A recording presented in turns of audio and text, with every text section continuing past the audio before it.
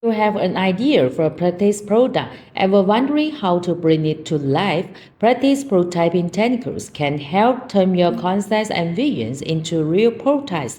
Welcome. Today we will talk about the top 3 practice prototyping techniques, including 3D printing, CNC machining, vacuum casting.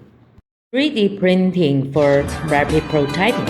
3D printing is an additive technique that nearly embodies the concept of magic, essentially materializing any desired object by adding one layer upon another. This approach boosts rapidity and customization pleasantly. The top 3 practice 3D printing technologies are FDM, SLS, and SLA. CNC machining for precision prototyping.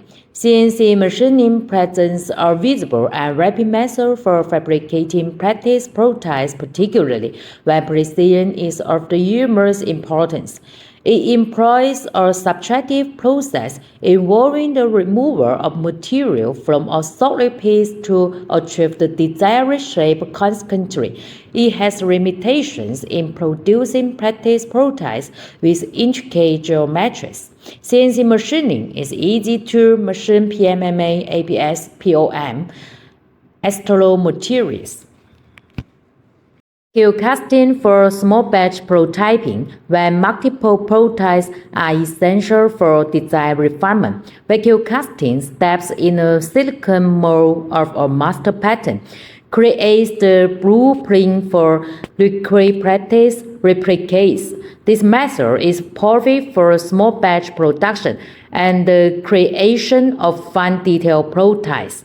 The most significant issue with vacuum casting is the material limitation. The process only functions with a small number of materials and is constrained by mechanical properties and other characteristics common practice for vacuum casting.